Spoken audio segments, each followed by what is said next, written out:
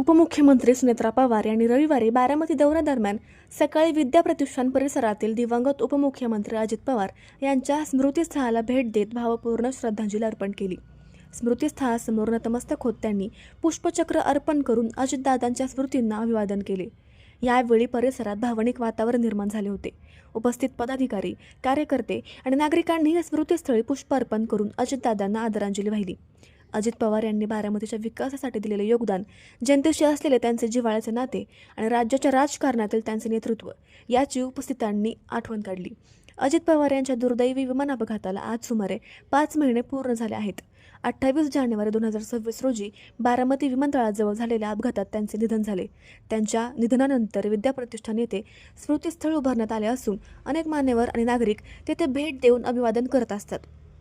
उपमुख्यमंत्री सुनेत्रा पवार यांनी स्मृतीस्थळाला भेट देऊन अजितदादांच्या कार्याला अभिवादन केले।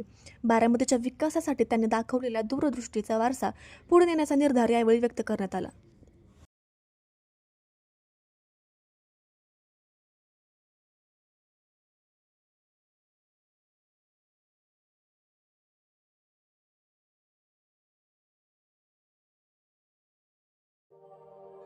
अशाच नवनवीन बातम्या पाहण्यासाठी बारामती वार्तापत्र चॅनलला लाईक करा, शेअर करा, सबस्क्राईब करा आणि बेल आयकॉन प्रेस करा।